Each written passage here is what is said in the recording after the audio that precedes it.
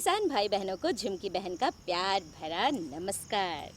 और साथ ही साथ गंदरू भाई की तरफ से भी किसान भाइयों को नमस्कार। कृषि दर्शन कार्यक्रम में आप सभी किसान भाई बहनों का तहे दिल से स्वागत है।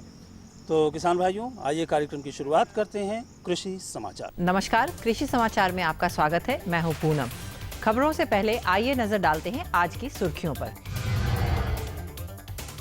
राज्य के न्यूनतम साझा कार्यक्रम में सिंचाई परियोजनाओं पर जोर।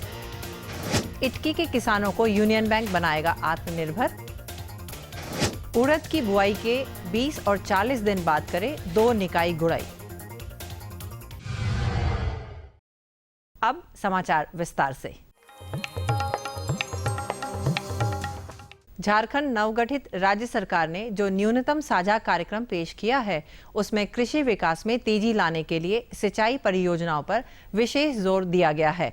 जल्द से जल्द बड़े और मध्यम सिंचाई परियोजनाओं को पूरा किया जाएगा। साथ ही स्वर्ण रेखा परियोजना का तेजी से निष्पादन किया जाएगा। इसके अलावा अजय रिवर बेसिन, गुमानी, नॉर्थ कोयल रिवर बेसिन और दामोदर रिवर बेसिन में भी सिंचाई परियोजनाओं को शीघ्र पूरा किया जाएगा। रांची जिला के इटकी क्षेत्र के किसानों को आत्मनिर्भर बनाने के लिए यूनियन बैंक द्वारा प्रयास किया जा रहा है। इसके अंतर्गत बैंक के कार्यक्षेत्र के गांवों में करीब 1.5 दर्जन सामूहिक कृषि ग्राम विकास समिति का गठन किया गया है। समिति को बैंक द्वारा आर्थिक सहायता प्रदान की जा रही है। साथ ही संबंधित विभागों की ओर से डीप बोरिंग और टपक सिंचाई की सुविधा भी उपलब्ध कराई जा रही है। इस कार्य में 10 सदस्यों वाले किसानों की एक समिति में 40 एकड़ भूमि पर सामुदायिक खेती की जाती है। दलहनी फसल उड़द के बेहतर बढ़वार और अच्छी उपज के लिए 2 बार निकाई गुड़ाई करना आवश्यक है। पहली निकाई गुड़ाई बुआई के 20 दिनों बाद और दूसरी 40 दिनों बाद करें। किसी भी फसल में उगने वाला घास पात उस फसल के पौधों को मिट्टी से मिलने वाली उर्वरा शक्ति का शोषण करता है। अगर आप उड़द की खेती कर रहे हैं तो खरपतवार निकालने के लिए वैज्ञानिक मतानुसार 2 बार निकाई गुड़ाई जरूर करें। पहली निकाई गुड़ाई बुआई के 20 दिनों बाद और दूसरी 40 दिनों बाद। जो किसान लीची की खेती करना चाहते हैं वो अगस्त तक पौधा लगा दें। इस फसल से बेहतर उपज पाने के लिए शाही, बेदाना, देसी, अझौली, रोड सेंटेड, पूर्वी और चाइना नामक उन्नत प्रभेद लगाएं। लीची के उन्नत प्रभेद अझौली, देशी और अर्ली बेदाना मई के प्रथम पक्ष में पकने वाली किस्में हैं, जबकि शाही बेदाना रोज सेंटेड मई के दूसरे पक्ष में पकने वाला प्रभेद है तथा पूर्वी और चाइना जून में पकता है। किसान इन प्रभेद वाले लीची की खेती से प्रति वर्ष प्रति हेक्टेयर 75 से 80 हजार की कमाई कर सकते हैं।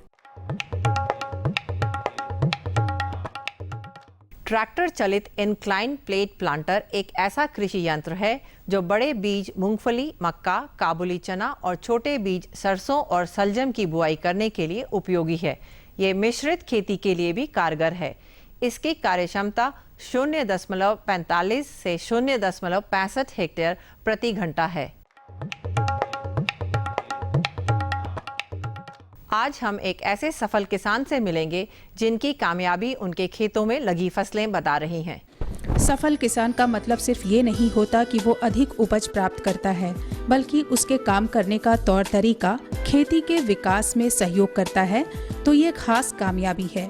आज हम जिस किसान से मिलने वाले हैं उनका भी कृषि कार्य कुछ ऐसा ही है। मुझे खुशी होती है कि कृषि को बढ़ावा दिया जाए और इससे अच्छी आमदनी भी हो सकती है। अगर कृषि आगात पिछात निकाला जाए, उत्पादन अगर किया जाए तो उस आधार पर, जैसे कि यहाँ पर मकई 1.5 एकड़ में लगा हुआ है, तो इसमें करीब करीब अभी निकलता है तुरंत 15-20 दिन में, महीना दिन में, तो हमको अच्छा रेट मिल जाएगा।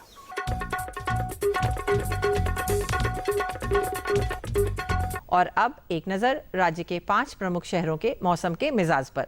आज राज्य के 5 प्रमुख नगरों के अधिकतम और न्यूनतम तापमान कुछ इस प्रकार दर्ज किए गए। रांची का अधिकतम तापमान 28 डिग्री सेल्सियस और न्यूनतम 24 डिग्री सेल्सियस रहा। जमशेदपुर का अधिकतम तापमान 31 डिग्री सेल्सियस और न्यूनतम 26 डिग्री सेल्सियस। मेदिनीनगर का अधिकतम तापमान 31 डिग्री सेल्सियस और न्यूनतम 25 डिग्री सेल्सियस। देवघर का अधिकतम तापमान 31 डिग्री सेल्सियस और न्यूनतम 26 डिग्री सेल्सियस और धनबाद का अधिकतम तापमान 32 डिग्री सेल्सियस और न्यूनतम 26 डिग्री सेल्सियस रहा।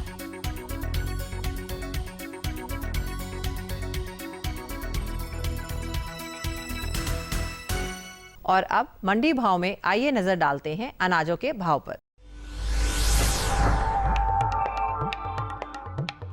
आज कृषि उत्पाद बाजार समिति पंडरा रांची में विभिन्न खाद्यान्नों के थोक भाव कुछ इस प्रकार दर्ज किए गए। चावल मोटा 1900 रुपए से 2100 रुपए, चावल मध्यम 2200 रुपए से 2600 रुपए, चावल उत्तम 2800 रुपए से 5200 रुपए, गेहूं 1400 रुपए से 2150 रुपए, चना 3700 रुपए से 4200 रुपए, दाल अरहर 5750 रुपए से 6750 रुपए, दाल मसूर 4550 रुपए से 5200 रुपए, दाल चना 4650 रुपए से 5300 रुपए, सरसों तेल 8600 रुपए से 9600 रुपए, चीनी 3400 रुपए से 3500 रुपए, आलू 850 रुपए से 950 रुपए और प्याज 2500 रुपए से 3000 रुपए प्रति क्विंटल रहा। कृषि समाचार में आज इतना ही। अगले दिन अगले अंक में फिर मुलाकात होगी कुछ ताज़ा तरीन खबरों के साथ।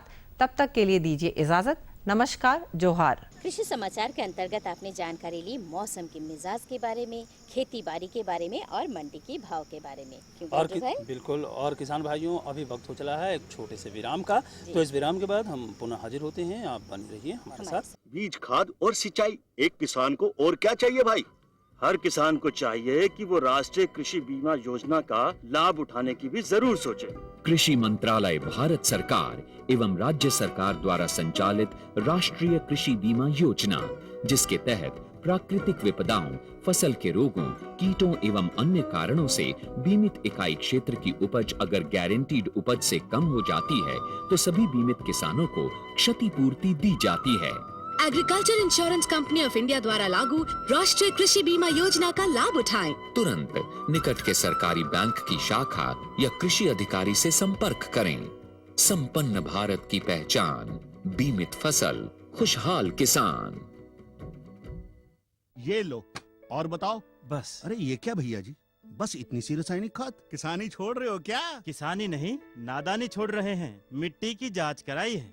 अब तो लालाजी जितनी जरूरत है उतने ही उर्वरक खेत में डालेंगे। हाँ, किसान भाई आज ही अपने जिले की नजदीकी भूमि परीक्षण प्रयोगशाला में मिट्टी की जांच जरूर करवाएं और मिट्टी में पोषक तत्व, नमी व पौधे के विकास को देखते हुए केवल जरूरत के अनुसार ही पोषक तत्व डालें। और हाँ, मिट्टी में गंधक, जस्ता, बोरोन जैसे सूक्ष्म पोषक तत्वों का पता लगाना भी न भूलें। उर्वरक और जैविक खाद के सही उपयोग से भूमि का उपजाऊपन बनाए रखें, उत्पादकता बढ़ाएं, खर्चा घटाएं और बहुमूल्य विदेशी मुद्रा बचाने में भी सहयोग दें। और हाँ, धीमी गति से नाइट्रोजन उपलब्ध कराने वाले उर्वरकों जैसे नीम लेपित यूरिया को प्राथमिकता दें और यूरिया का पत्तों पर छिड़काव करें। अरे वाह, तू तो सचमुच समझदार हो गया रे। अधिक जानकारी के लिए संपर्क करें जिला कृषि अधिकारी या किसान कॉल सेंटर। अम्मा खाना दे दो ना। सबर कर गोलू, अभी दाल नहीं गली है। तू फिक्र ना कर गोलू की अम्मा, अब की बार अपनी दाल खूब गलेगी। क्या मतलब जी? अब की बार NFSM के तहत दाल की पैदावार को बढ़ाने के तरीकों को दिखाने के लिए देश में 1000 क्षेत्र चुने गए हैं, जिसमें हमारा इलाका भी आ गया है। पर इससे हमें क्या फायदा? हमें 5 एकड़ खेती के लिए खाद और कीटनाशक के अलावा बढ़िया बीजों की एक मिनी किट भी मिलेगी। इतनी दाल का करेंगे क्या जी? अरे भगवान, सरकार ने दलहन का समर्थन मूल्य भी खूब बढ़ा दिया है और इनकी खरीद का भी पूरा इंतजाम कर लिया है। इससे आमदनी बढ़ेगी और फिर हमारा गोलू अच्छे स्कूल में जाकर के कृषि वैज्ञानिक बनेगा। हाँ। विराम के बाद एक बार फिर से स्वागत है आप सबों का। तो गंजू भाई, आज जानकारी में आप क्या देने वाले हैं हमारे किसान भाई बहनों को? सुकर पालन एक बहुत ही अच्छा व्यवसाय साबित हो रहा है और हम कह सकते हैं कि शुकर पाल करके जितनी आमदनी प्राप्त की जा सकती है, शायद कोई दूसरे पशुपालन से उतनी आमदनी हमें प्राप्त नहीं हो सकती है। लेकिन इसमें एक बात का ख्याल अवश्य रखना होगा कि हम अपने शुकरों की देखभाल बरसात के मौसम में खास करके बहुत अच्छे तरीके से करना होगा ताकि उनको कोई रोग न लगे, उनको किसी प्रकार की कोई समस्या उनके सामने ना आए, कोई उन्हें परेशानी ना हो, तो इससे हम उनसे से अधिक लाभ प्राप्त कर। तो आइए इसी विषय पर जानकारी लेते हैं और जानकारी दे रहे हैं हमारे विशेषज्ञ डॉक्टर रविंद्र कुमार जी। किसान भाइयों, जैसा कि हम जानते हैं कि झारखंड जैसे प्रदेश में आज सुकर पालन जो है एक ऐसा व्यवसाय है जो काफ़ी ज़्यादा विकसित हो रहा है। किसान भाइयों, अगर आप इसकी जो है व्यवसाय करते हैं तो हमें लगता है कि आप जो है अधिक से अधिक मुनाफा कमा सकते हैं। तो इन्हीं विषयों पर अधिक जानकारी देने के लिए आज हमारे साथ है जाने माने विशेषज्ञ डॉक्टर रविंद्र कुमार, जो हमें बताएंगे कि जो है अभी बारिश का मौसम चल रहा है और बारिश के मौसम में जो है हमारे किसान भाइयों को ज़रूरी है कि हम अपने जो है पशुओं की जो है उचित देखभाल कर सकें। तो सुकर भी एक जो है हमारे जो है जानवर के रूप में आता है जो अधिक जो आजकल हमारे किसान भाई मुनाफा कमा रहे हैं उससे। तो हम आपसे जानना चाहेंगे डॉक्टर साहब जी, अभी बारिश का मौसम चल रहा है, तो बारिश के मौसम में जो हमारे सुकरों को कौन कौन सी बीमारियां लगती हैं उसके बारे में आप इसे जानकारी दीजिए। बारिश का मौसम आ चुका है। जैसा हम लोग जानते हैं कि बारिश का मौसम को बीमारियों का मौसम भी कह सकते हैं। इसमें बीमारी की संभावना अधिक होती है, सुकरों हो या मनुष्य हो, दोनों में बीमारियों का स्कोप अधिक होता है। बारिश का मौसम में सबसे बीमारियों का कारण है कि ये प्रतिकूल वातावरण जो है वो मिलता है हमारे जानवरों को, सुकरों को। जब प्रतिकूल अनुकूल वातावरण यदि नहीं मिलेगा तो सुकर जो है वो स्ट्रेस में आएंगे और बीमारियों से ग्रसित हो जाएंगे। इसमें मुख्य रूप से यदि बीमारियों की बात करें तो इसमें HS जो गलाघोटू बीमारी है वो होता है, निमोनिया हो सकता है, चर्म रोग की बीमारी होती है और पेट में जो कृमि होती है इसका चांसेस अधिक होता है, और निमोनिया। ये जो बीमारियां होती है इसका प्रकोप जो है सुकरों में इस मौसम में ज़्यादा देखने को मिलता है। और ये जो बरसात का मौसम है इस समय बीमारियों का जो एक जगह से दूसरे जगह जो बीमारी होती है उसका वाहक के रूप में जो कीट होते हैं, मक्खियाँ, मच्छर, ये सब जो होते हैं वो काम करते हैं और बीमारी जो है एक जगह से दूसरी जगह बहुत तेज़ी से फैलते हैं। तो सबसे पहले मैं बताना चाहूँगा कि जो बीमारियाँ होती है, पहला HS है जो जिसको गलाघोटू भी कहते हैं। इस समय जो सुकरों में होते हैं इसमें सुकरों में सांस लेने में तकलीफ होती है। इसका मुख्य कारण है कि जो ह्यूमिडिटी जो बढ़ जाती है, जीवाणु जो होते हैं इसमें जो इसके लिए रिस्पॉन्सिबल हैं इस बीमारी के लिए वो एक्टिव हो जाते हैं और ये जो कीटाणु जो होते हैं वो इस सुकरों को इस रोग से ग्रसित कर लेते हैं। तो ये जो बीमारी है जिसको गलाघोटू कहते हैं इसका प्रकोप इस समय जो है अधिक होता है। उसका सीधा जो है हम कनेक्शन कर सकते हैं, संबंध कर सकते हैं बरसात से है और आर्द्रता से है। तो इस समय ये कर सकते हैं कि इस बीमारी से बचाव के लिए जो है HS बीमारी है इसके टीका बाज़ार में उपलब्ध है। इसका टीका लगा करके आप सुकरों को इस बीमारी से बचा सकते हैं। तो ये जो होता है इसके कारण जो है इक्टोपैरासाइट जो चर्म रोग होता है इस समय काफ़ी देखने को मिलता है। सुकरों में जो कीट होते हैं और किलनी होते हैं, जू होते हैं, इसका प्रकोप अधिक होने लगता है और ये एक से जगह से दूसरी जगह भी फैलते हैं काफ़ी। तो इस समय चर्म रोग से बचाने के लिए जो है कि इसका उपाय कर लेना चाहिए। जो भी किसान भाई जो है सुकर पालन से जुड़े हैं इनको चर्म रोग से बचाने के लिए इसका उपाय कर लेना चाहिए। और जैसे ही चर्म रोग इसका जो लक्षण है कि सुकर जो है अपने शरीर को दीवार से खुजलाएगा, उसमें आपको आँख से भी दिख सकता है, बाल झड़ने लगेगा, शरीर पे दाना हो जाएगा। तो ये सब जो लक्षण है वो चर्म रोग का लक्षण है। और इस लक्षण से बचने के लिए जो है, इस रोग से बचने के लिए जो है इक्टोपैरासाइटिसाइड्स जो दवा है वो जो है इसको उपयोग करना चाहिए। और इसके लिए खास करके बहुत सारी दवाएं बाज़ार में उपलब्ध है, देसी दवाएं भी है। जैसे कि हमारे जो किसान भाई हैं वो इसका उपयोग करते हैं। करंज का तेल में कपूर और गंधक मिला करके अगर उसको आप चमड़े पे लगाते हैं बाल की उल्टी दिशा में तो उससे जो है इसका जो है चर्म रोग का प्रकोप कम हो सकता है। तो ये जो अंतःकृमि है इसका बचाव के लिए खास करके बरसात के मौसम में आप सुकरों को बाहर चरने ना दें। और अगर चरने भी देते हैं तो वैसा जगह पे जहाँ पे दूसरे जानवर जो है नहीं आते हों तभी उसको चरने दें। अन्यथा जो है घास को काट करके भी आप इसको खिलाने के लिए उपयोग कर सकते हैं। डॉक्टर साहब, ये तो हो गई बीमारियों के बारे में बातचीत। हम आपसे ये जानना चाहते कि हमारे किसान भाई अगर क्या क्या सावधानियां बरते इससे जो है जो बीमारियां हमारे सुकरों को ना लगे वो भी आप हम किसान भाइयों को बता दें। इसमें जैसा कि मैं बताया कि ये जो बीमारियों से बचाने के लिए आप साफ़ सफाई पर विशेष ध्यान दें। खास करके जो मक्खियाँ, मच्छर, इसका प्रकोप अधिक हो जाता है। इसका मुख्य कारण है कि आप अपने सुकरों के आवास को आप साफ़ सफाई नहीं रखते हैं। और साफ़ सफाई नहीं रखने के कारण ये जो कीड़े हैं, मक्खियाँ हैं, इसके कारण बीमारियां बहुत होती है और ये बीमारियों का वाहक भी होते हैं। दूसरे जो स्वस्थ जो बीमार पशु से जो है वो इन्फेक्शन जो है स्वस्थ पशु में ला करके दे सकते हैं। तो इससे बचाने के लिए आप जो है साफ़ सफाई रखें आवास को, और कीटनाशक जो दवा है उससे जो है खास करके फिनाइल वगैरह से आप नियमित रूप से इसकी सफाई करें। और उसमें जो फीकल मैटर जो भी निकलता है, यूरिन डंग जो भी है इसमें से निकलता है, उसका वो घर के आसपास जमा ना होने दें, दूर जा कर के उसको डिस्पोज करें। इस तरह से उसको कर सकते हैं। और मक्खियों का जो मौसम होता है, अभी जो मक्खियों का भी मौसम है, उसके कारण एक और ख़तरनाक बीमारी कह सकते हैं, बीमारी नहीं, उसमें जो है कि वो मक्खियाँ जो है वो जो डंग्स जो होते हैं वो फीकल मैटर होते हैं, उस पे जा कर के अंडे देते हैं। और उसके बाद जो है कि खास करके अगर कोई सूकरों को चोट लग गया तो उसमें मैगॉट का प्रॉब्लम इन मक्खियों के कारण होता है। खास करके हूफ में, पैर में, अगर आप पक्का ज़मीन है तो सूकरों को पैर में चोट लगता रहता है। जैसे ही चोट लग गया, मक्खियाँ उस पर जा कर के अंडे देती है और इसी कारण मैगॉट का फॉर्मेशन होता है। और ये मैगॉट आप अगर 2-3 दिन नहीं देखते हैं तो इसमें मैगॉट जो है वो लार्वा में डेवलप करता है, मैगॉट में डेवलप करता है ये अंडे मैगॉट बन करके, और उसमें शरीर के अंदर वो चला जाता है और पूरा उसको पैर को वो सड़ा सकता है, पूरा खा सकता है। तो इसका तुरंत इलाज कर सकते हैं। उसमें जो है कि तारपीन का तेल ले करके उसमें मैगॉट को साफ़ करें और जो है इमीडिएट जो है उस पर जो है उसका ड्रेसिंग करें और कोई एंटीबायोटिक, सूटेबल एंटीबायोटिक का उपयोग करें। तो इस तरह से मैगॉट का प्रॉब्लम को कम कर सकते हैं। तो इस तरह से उसको उचित वातावरण दे करके आप बारिश में सूकरों को बाहर ना निकलने दें और घर की साफ़ सफाई रखें और जो है बिल्कुल अंदर का वातावरण स्वच्छ रखें और स्वच्छ हवा का आदान प्रदान हो।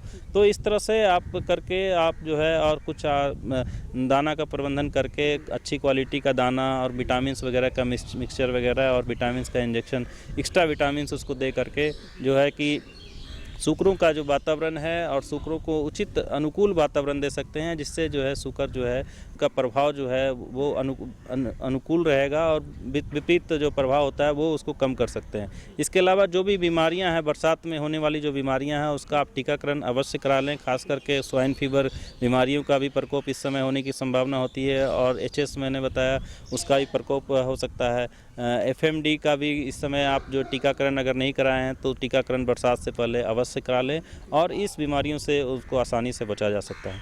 तो किसान भाइयों, आपने देखा कि हमारे डॉक्टर साहब ने कितनी अच्छी जानकारियाँ दी। इन्होंने बताया कि अगर हम सूकरों की उचित अगर देखभाल कर सके तो हमारे जो है इससे हम अधिक से अधिक मुनाफा भी कमा सकते हैं और हमारी जो है सूकर जो है वो बीमारी से भी काफ़ी हद तक बच सकते हैं।